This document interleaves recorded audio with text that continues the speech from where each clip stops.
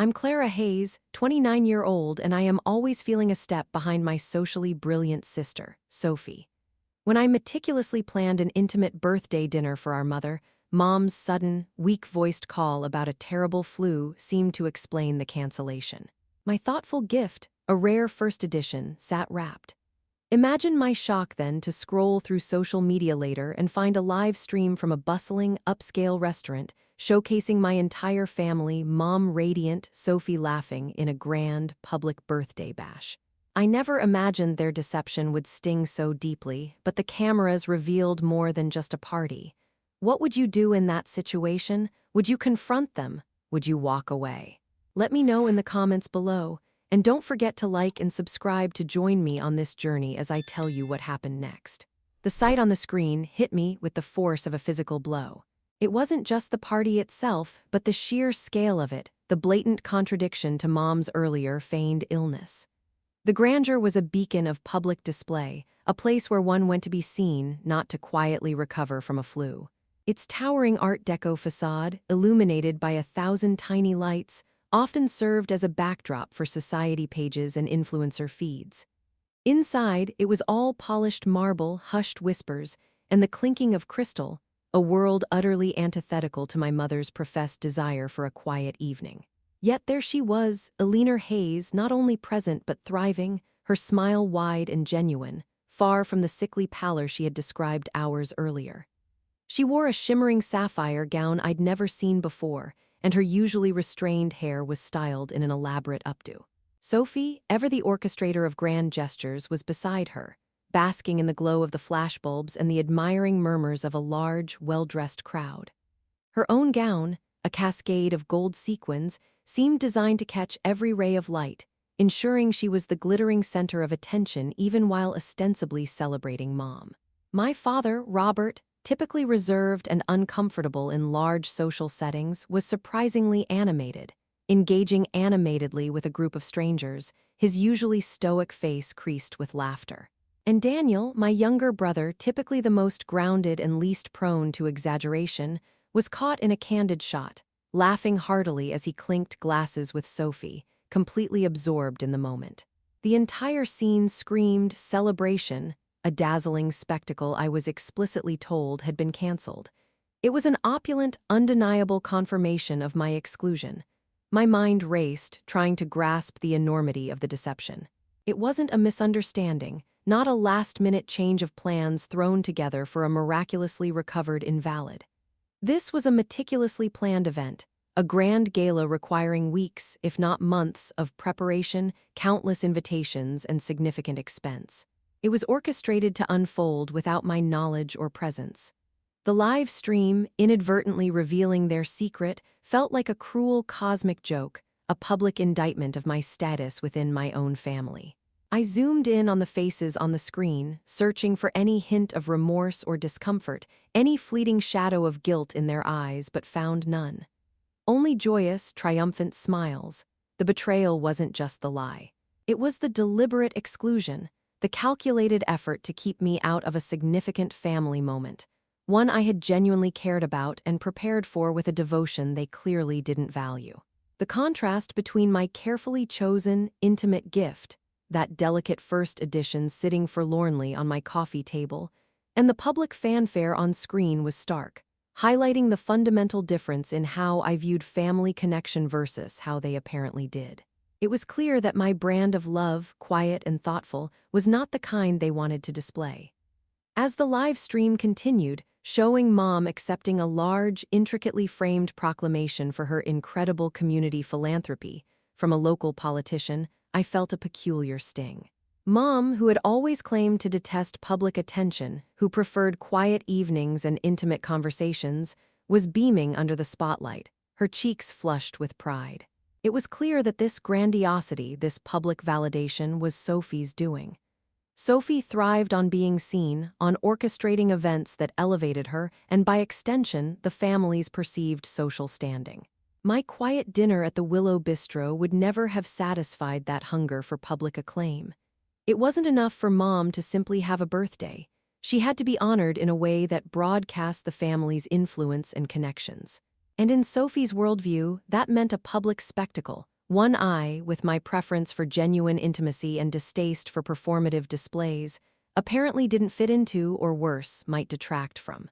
The stream captured Sophie leaning in, whispering something to Mom, and Mom giggled, a light, carefree sound that, hours before, had been replaced by a hacking cough and a weak, sickly voice. It was then that a wave of pure, unadulterated anger washed over me, chilling me to the bone. This wasn't just a party, it was a performance. And I was meant to be the unknowing, oblivious audience to their fabricated narrative. The raw sting of rejection was palpable. My efforts, my thoughtfulness, my very presence had been deemed undesirable, an impediment to their curated family image. The phone in my hand felt heavy, almost accusatory. This wasn't just about a canceled dinner. It was about a deeper fissure, a chasm of unspoken resentments and calculated manipulations that suddenly yawned wide open between me and the people I called family. The laughter and applause echoing from the screen felt like a mocking echo in my silent apartment, leaving me utterly alone with the bitter taste of betrayal. I didn't cry. My eyes burned, but the tears wouldn't come. Instead, a cold, brittle resolve began to form in the pit of my stomach. I stared at the screen, my finger frozen above the close button. The live stream felt like a portal into a reality where I didn't exist. A parallel universe where my family celebrated without me, openly and joyously, while I mourned a false cancellation. My phone felt like a dead weight in my hand, burning against my palm. How could they? How could Mom, who I thought trusted me, who I believed shared a special, quiet bond with me, participate in such a blatant charade? How could Sophie, my own sister, orchestrate this lie with such relish, her smile so bright, so utterly devoid of guilt? The questions churned in my stomach, turning the evening's earlier melancholy into a searing nausea that clawed at my throat. I wanted to call them, to scream into the phone, to demand answers that I knew, deep down, they wouldn't honestly provide. But a strange, cold clarity held me back. What good would it do? They had already made their statement, loud and clear, on a public platform. Despite the raw surge of hurt, a small, stubborn part of me wanted to give them a chance, one last desperate hope that there was a reasonable, albeit misguided, explanation. Maybe Sophie had genuinely surprised Mom, and Mom's recovery was miraculous, and they had tried to reach me. I opened my messaging app, my thumb hovering over Mom's contact. I chose my words carefully, aiming for a tone that was neutral, observant, just on the cusp of accusation. Hope you're feeling better, Mom. Saw a lovely picture of you at the grandeur. Looks like quite an event. I watched the message turn to read. Minutes stretched into an eternity. No reply. Then, a message from Sophie addressed to our long-standing family group chat, the one I was still part of, ironically, for mundane updates about appliance repairs or holiday travel plans. Mom's feeling so much better after a good night's rest? So relieved.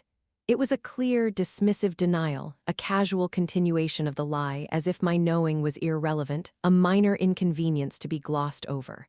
My blood ran cold. The sheer audacity of it, the assumption that I would simply fall back into line, stung worse than any direct confrontation. Determined to get a direct answer, to force them to acknowledge their deceit, I called Mom. It rang twice before going to voicemail. "Hi, darling," her recorded voice chirped, a little breathless. "I'm just so exhausted from this flu, trying to rest. We'll call you tomorrow." Her voice, surprisingly strong and clear on the recording, completely contradicted her feigned weakness and raspiness from the morning.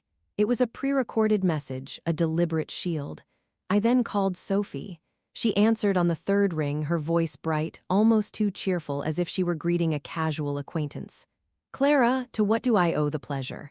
I'm just getting home from, well, a quiet evening." The pause was barely perceptible, a flicker of hesitation before she settled on the fabricated alibi, but it was there, a telltale slip that betrayed her. "Oh, really?" I asked, my voice calm, almost detached, a trick I'd learned from observing fictional detectives. "Because I just saw a live stream from the grandeur, and Mom looked anything but sick. And you looked like you were having quite the quiet evening yourself." There was a pregnant silence on the other end, so thick I could almost feel it pressing against my ear. Then, Sophie's carefully crafted, breezy tone shattered. Her words tumbled out, a flimsy dam against the rising tide of truth. "Clara, what are you talking about? Are you spying on us? It was a last-minute thing. Mom made a miraculous recovery, and we just threw something together. We didn't want to bother you with all the chaos." Her lies piled on top of each other, each one more transparent than the last. "Bother me?" I retorted, a sharp edge entering my voice despite my best efforts to remain calm. My hand clenched around the phone, my knuckles white. "Bother me?" I spent weeks planning Mom's dinner, researched and bought her a rare, meaningful gift, worried myself sick about her flu, even offered to bring soup. Only to find her being celebrated in a public spectacle orchestrated by you, and you didn't want to bother me. The grandeur doesn't do last-minute chaos, Sophie. This was planned. You lied to me, all of you did, you excluded me. Why? The sheer audacity of her lie, the casual dismissal of my feelings, the continued pretense of innocence was infuriating, a bitter taste in my mouth. "Honestly, Clara, it's always about you, isn't it?" she retorted, her voice hardening, the anger finally breaking through her flimsy facade. "You always make everything so dramatic. Honestly, it's exhausting trying to keep up with your expectations. Can't you just let us have one moment without the intense interrogation?" She hung up. The dial tone hummed in my ear, a stark echo of their dismissive silence. Their denial was complete, and with it, my heart hardened, transforming the raw pain into a cold, steady anger. The silence after Sophie's call felt heavier than any shouted argument. Her parting words, "It's always about you, isn't it, Clara? You always make everything so dramatic." Honestly, it's exhausting, reverberated in my apartment, stinging with a familiar venom. These weren't new accusations. I had heard variations of them throughout my life, subtle jabs veiled as playful teasing or concerned advice. "Clara, you think too much," my father, Robert, would say with a paternalistic sigh whenever I questioned family dynamics or probed too deeply into unspoken tensions. "You're too sensitive," Mom Alina would add, her voice dripping with faux concern, whenever I expressed hurt over a perceived slight or challenged their narrative.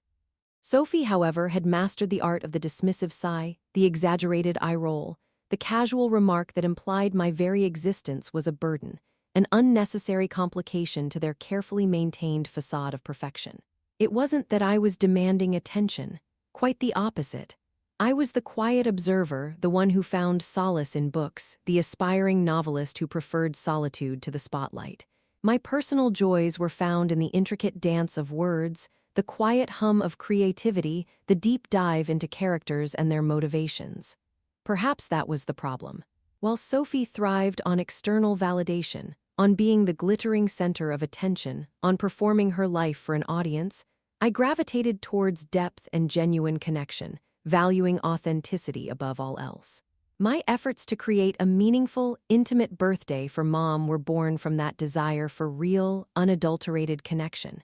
A celebration truly tailored to Mom's quiet preferences, not a show for the masses. It was about her, not me.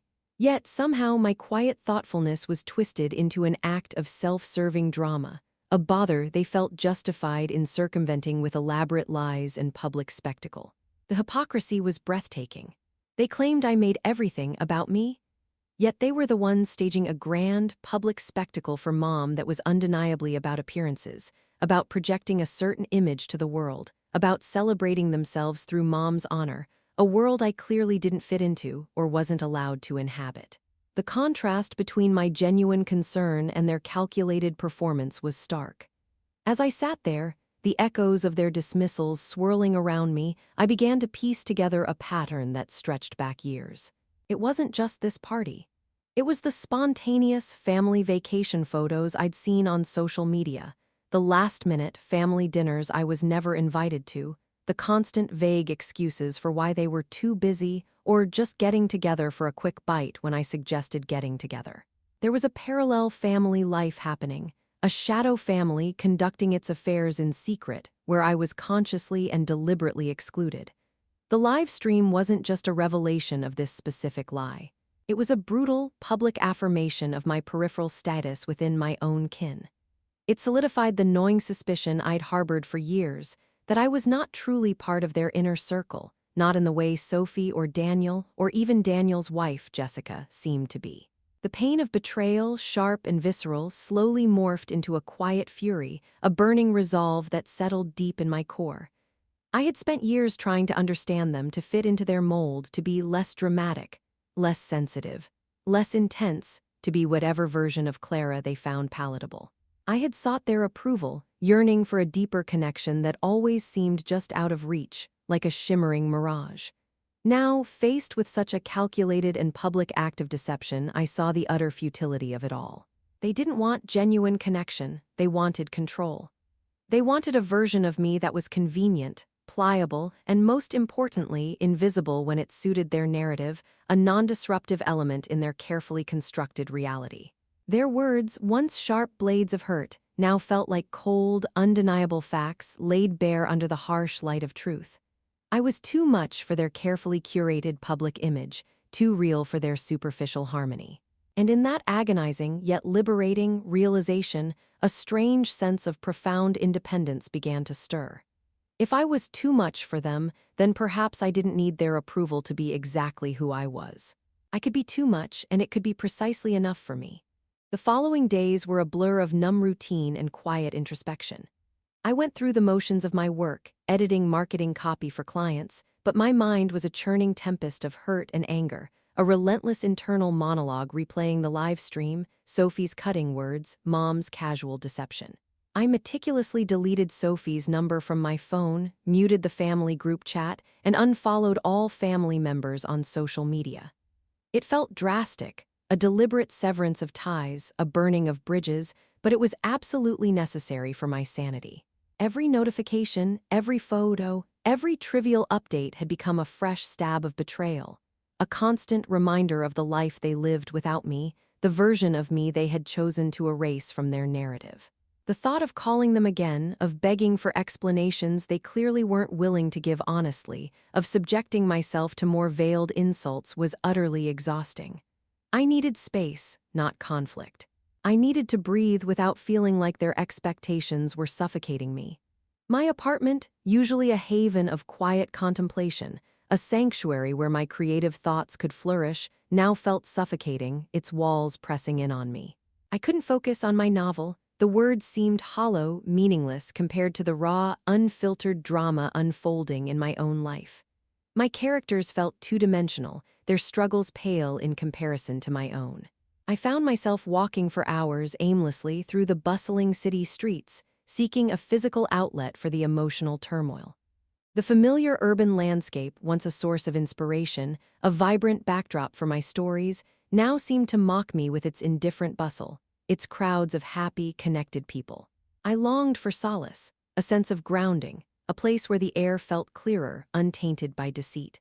One late afternoon, exhausted and emotionally drained, I stumbled upon a small, independent bookstore I'd never noticed before, tucked away on a quiet side street, its unassuming facade nearly hidden by a sprawling ivy vine. It was quaint, a comforting oasis, filled with the intoxicating scent of old paper and dust, a symphony of forgotten stories. I spent hours there, lost among the towering shelves, not looking for any particular title, but simply seeking refuge from the storm within. I found myself drawn, almost instinctively, to a section I rarely explored: self-help and psychology. Amidst books on productivity and success, I picked up a book, its title simple yet profound: The Art of Boundaries. Reclaiming Your Power in Relationships. As I flipped through its pages, a new perspective slowly began to dawn on me. The book spoke of toxic patterns, of subtle emotional manipulation, of the hidden resentments that fester beneath veneers of family harmony. It articulated with unnerving precision the very dynamics I'd been living: the subtle gaslighting, the casual dismissal of my feelings, the constant, unspoken expectation for me to conform to their expectations, to be a more palatable, less dramatic version of myself. The realization was a bittersweet pill, a mixture of pain and profound clarity. It hurt deeply to acknowledge that the very people who were supposed to be my safe harbor, my unwavering support system, were the source of such pain. But it also offered a glimmer of hope, a tangible path forward. The book wasn't about fixing my family, it was about protecting myself, about reclaiming my own narrative, about building my own peace regardless of their choices. It encouraged me to recognize that I couldn't change their behavior, but I could absolutely change my response to it. I could set boundaries. I could choose who had access to my energy, my time, my vulnerability. The concept of karmic revenge, as I came to understand it through this lens, wasn't about actively inflicting pain on them, but about allowing their own actions to boomerang back, revealing their true nature to themselves and perhaps to the wider world, while I focused on my own growth, my own healing, my own unwavering pursuit of authenticity. That evening, I started writing again, not my novel, but in a new leather-bound journal I bought from the bookstore. I poured out my feelings, not in angry accusations or desperate pleas, but in clear, concise observations of their behavior and, crucially, my own reactions. I wrote about the stinging familiarity of Sophie's exhausting comment, about Mom's practiced deception, about my father's uncomfortable silence. But critically, I also wrote about my own role in the dynamic, my tendency to overplan, my desire for control in situations where I felt powerless, my silent yearning for their validation, my unwitting contribution to a dynamic where I sought to earn their love through perfection. This journal became my safe space, a testament to my journey towards self-awareness and healing, a private chronicle of my emotional liberation. And then, a few weeks later, a surprising email landed in my inbox. My publisher contacted me, expressing keen interest in my manuscript. They loved the raw honesty of my characters, the intricate family dynamics I explored. "It feels so real, Clara," my editor, Sarah, enthused during a video call. "Like you've lived every word, it's truly compelling." I smiled faintly, a quiet, knowing smile, understanding how true that was. The irony wasn't lost on me. While my actual family was fracturing, my fictional families were thriving, drawing strength and depth from my newfound emotional clarity and the courage to explore difficult truths. I signed the contract, feeling a surge of pride and independence. This was my achievement, born from my solitude and resilience, a testament to a voice that had been silenced for too long. The silence from my family was deafening, yet oddly empowering. Days turned into weeks, and weeks stretched into a couple of months. No one reached out with a genuine apology, only a few perfunctory texts from Mom asking if I was doing okay or if I'd gotten over the incident, as if my profound hurt was a passing cold. I replied with polite, non-committal answers. "I'm fine," busy with work, refusing to engage in their shallow attempts at reconciliation. I had decided to implement a period of strict no contact, focusing intensely on rebuilding my emotional strength and reclaiming my sense of self. I spent my mornings writing in my journal, meticulously dissecting my feelings and their roots. My afternoons immersed in my novel edits, crafting worlds where emotions were acknowledged.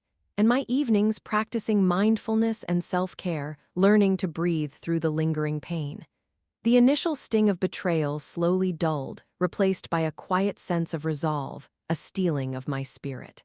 During this period of introspection, while I was finding my footing, a surprising opportunity arose, separate from my publishing deal.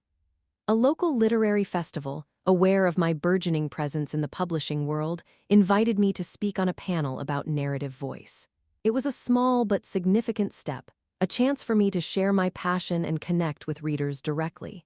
I poured my energy into preparing, honing my message, ensuring my authentic voice shone through. It was a stark contrast to Sophie's world of curated public appearances. This was about genuine engagement, about sharing a love for storytelling. Meanwhile, unbeknownst to me, Sophie's carefully curated public image was beginning to crack. Sophie, whose entire persona revolved around social media and public recognition, was always active, constantly posting about her glamorous life, her charitable endeavors, and her perfect family. She had been basking in the glow of Mom's surprise birthday gala, sharing carefully edited photos and videos, basking in the flattering comments. However, her inherent tendency to chase every trend, every fleeting moment of virality, eventually became her undoing. She decided to delve into live streaming day-in-the-life content, aiming to portray an effortlessly perfect existence to her growing legion of followers. She believed this raw, unfiltered peak would solidify her brand as relatable and aspirational. One evening, while I was immersed in edits for my novel, the hum of my laptop, my only companion, my phone, which I had deliberately set to Do Not Disturb for family-related notifications, buzzed with an unusual flurry of messages from friends. "Clara, are you seeing this?" One text read, followed by a string of astonished emojis. Sophie's live right now and it's something else. Another friend wrote, "You have to watch this. It's wild." Curiosity, a novelist's inherent trait, a professional impulse to observe human drama, got the better of me. I opened a generic social media app on my computer, not logged into my personal account, and found Sophie's live stream. She was ostensibly giving a behind-the-scenes tour of Mom's elegantly decorated living room, chatting cheerfully with her viewers, describing the warmth and harmony of the Hayes household. She held the phone steady, her voice bright and theatrical as she narrated a scene of domestic bliss. "And here's Mom, just enjoying a quiet moment after a truly wonderful day," she chirped, panning the camera towards Mom. Mom was sitting stiffly on the sofa, clutching a mug, looking weary. Sophie, still talking to the camera, innocently asked, "Mom, aren't you just loving all this attention from your amazing birthday gala? It was so perfect, right? Such a wonderful celebration." Mom, caught off guard and seemingly unaware she was being live-streamed to Sophie's thousands of followers, looked distinctly uncomfortable. Her face, usually so composed for public appearances, was etched with a subtle grimace. She shifted, a slight frown creasing her brow. "Well, darling," Mom said, her voice a little too strained, a little too weary for someone who had just celebrated in grand style. "It was a lot, all those people and the noise. Honestly," she paused, her eyes drifting towards an unseen corner of the room, as if remembering a quieter vision, "Clara's quiet dinner idea might have been more my speed. All that public fanfare is a bit much for me, you know. I truly just wanted a simple evening." Sophie froze mid-sentence, her bright smile faltering, transforming into a rictus of panic. Her eyes darted from Mom to the phone, her face draining of color as she realized the live stream was capturing every unscripted, unfiltered word, every nuance of Mom's confession. A wave of horrified awkwardness washed over her face. She quickly tried to pivot, her voice suddenly high-pitched and strained. "Oh, Mom, you're just being modest. Everyone loved it, you were the star." But the damage was done. The camera had clearly captured Mom's genuine discomfort, her wistful mention of my quiet dinner, and Sophie's immediate, visible, undeniable panic. The comments section of the live stream, which I could see scrolling rapidly, exploded with confused questions and pointed observations. "Wait, Clara's quiet dinner idea. Did she just say she preferred that?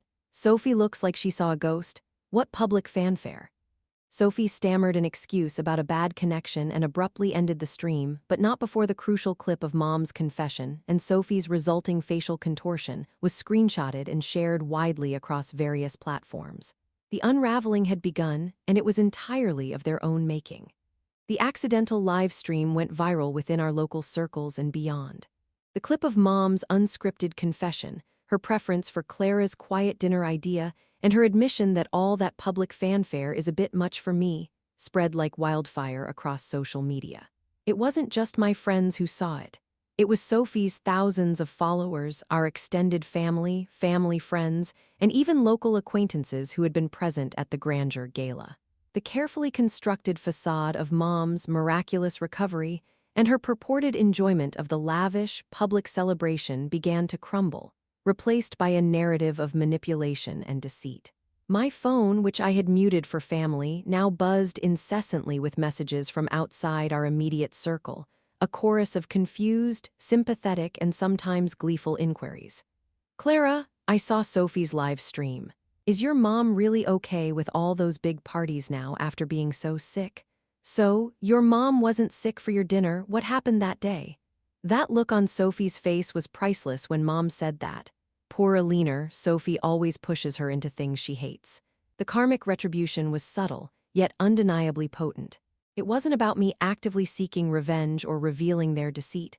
It was about their own values, their own reliance on public image turning against them. The narrative they had so painstakingly built, of a perfectly harmonious, publicly adored family, effortlessly glamorous and constantly celebrating, was exposed as a carefully staged performance. People started questioning Sophie's sincerity, commenting on her performative empathy and attention-seeking antics. Her follower count, once a source of immense pride and a metric of her self-worth, began to stagnate, then subtly but steadily decline. Her engagement metrics, which she monitored obsessively, plummeted. The public judgment wasn't directed at me, or even at Mom and Dad initially, but squarely at Sophie, and by extension at the family's collective deception. My parents, Eleanor and Robert, were initially furious with Sophie for her blunder, the carelessness that had exposed their carefully guarded secret. I received an angry text from Mom, bypassing her usual polite distance. "Sophie, how could you be so careless? Now everyone knows I prefer quiet. And Clara, this is all you're doing for stirring the pot and forcing Mom to say things." I didn't respond to the accusations, letting their anger dissipate into the ether. Their fury wasn't directed at their own deceit, at the fact that they had lied and excluded me. It was directed at the exposure of their deceit. Dad, however, seemed more disturbed by the public perception. He prided himself on his unimpeachable reputation as a pillar of the community, and the subtle whispers of deceptive and inauthentic reaching his ears clearly bothered him more than any emotional fallout. He sent me a rare, unprompted text, devoid of any accusatory tone.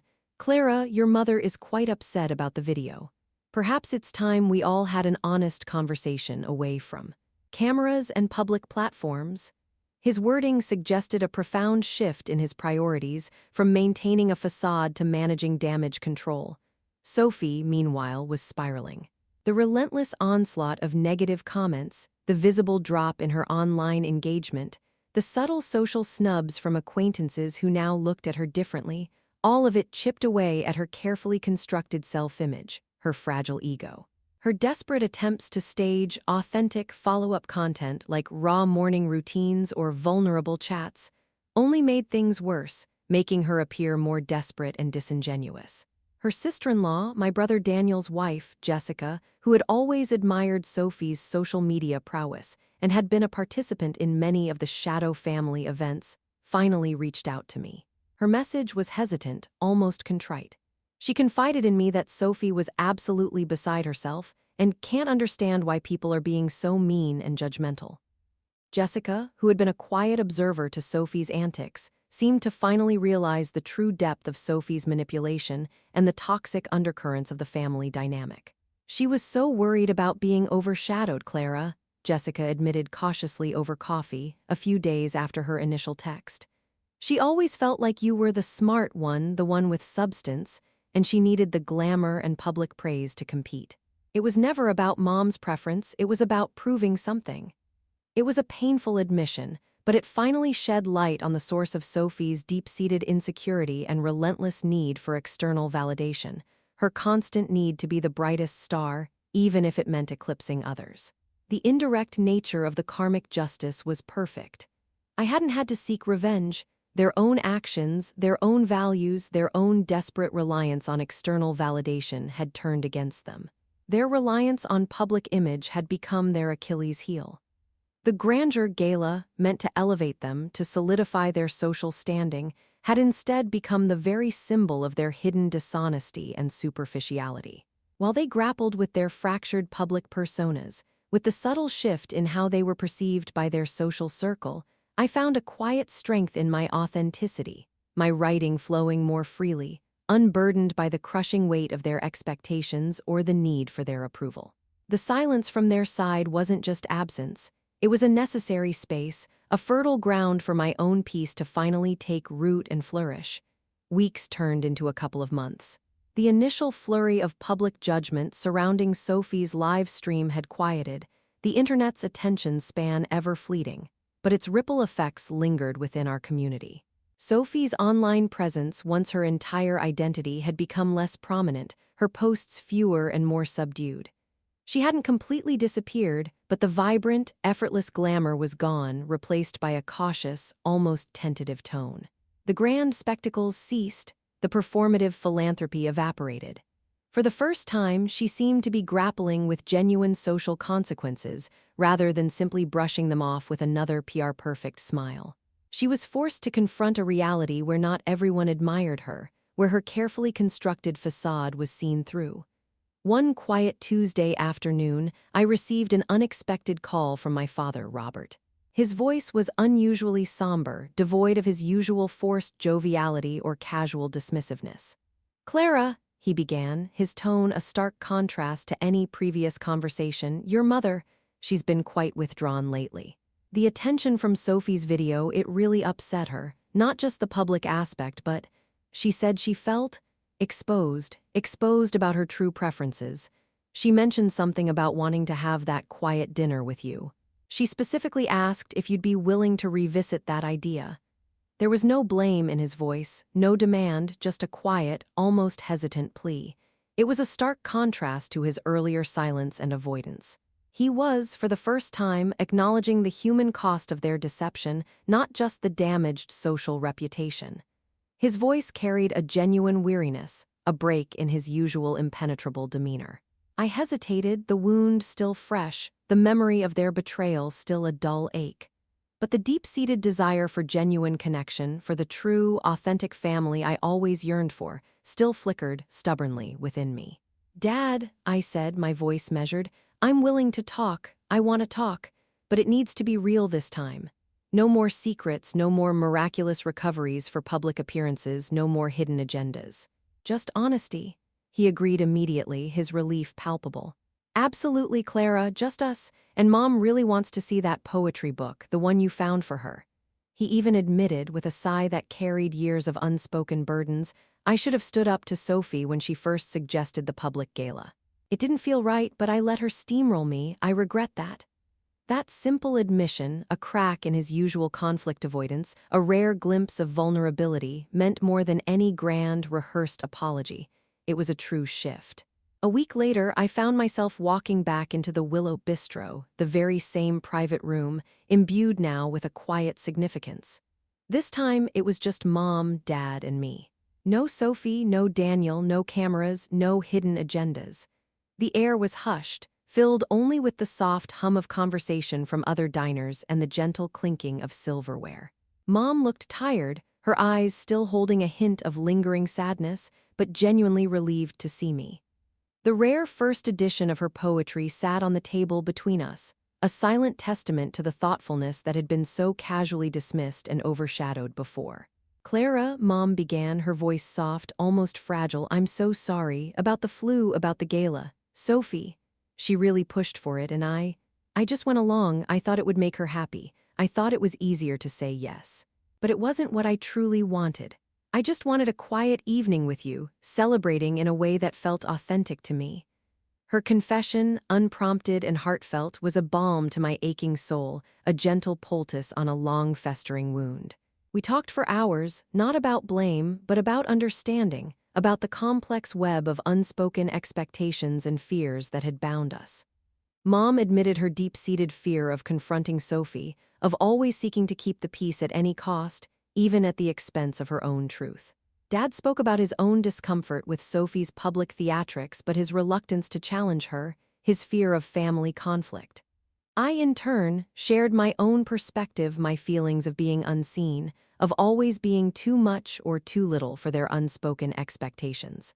I articulated how the exclusion had felt like a profound rejection, not just of my efforts, but of my entire self, my very essence.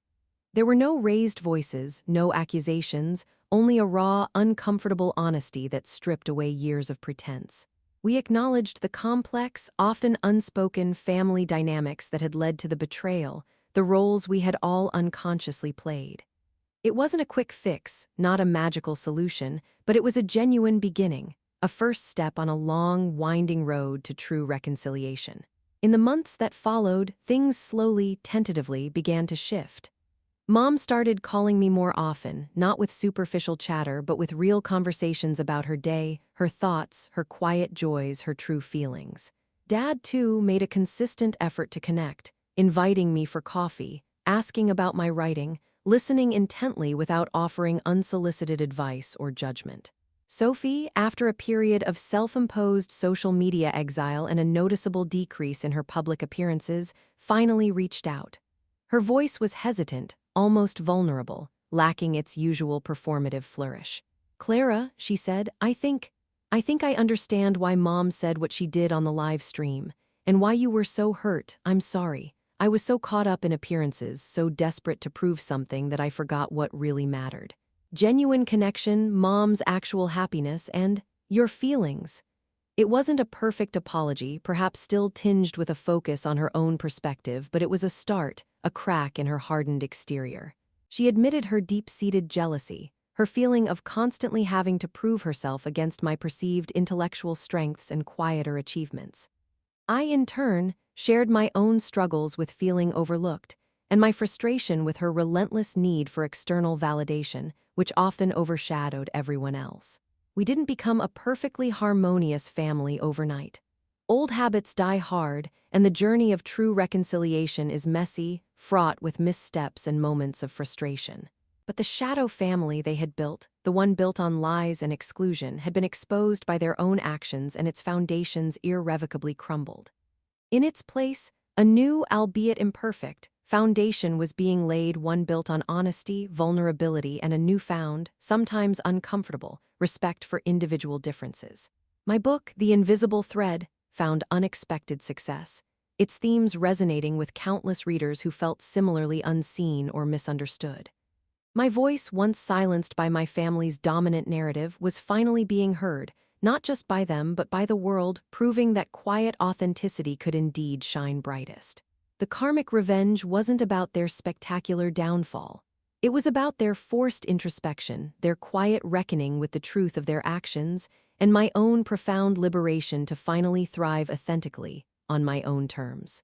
Have you ever experienced a similar situation, where a seemingly small betrayal revealed deeper, more painful family dynamics? Have you ever felt excluded or misunderstood by the people closest to you, those who are supposed to be your sanctuary? I'd love to hear your stories and experiences in the comments below. And if my story touched something in you, if it resonated with your own journey, please make sure to subscribe and share this story with someone who needs to hear that authenticity, though challenging and sometimes painful to embrace, ultimately leads to true liberation and the most genuine, profound connections imaginable. Thank you for listening to my journey. And remember, even our most painful family stories can have meaningful new chapters if we're brave enough to write them together with honesty and an open heart.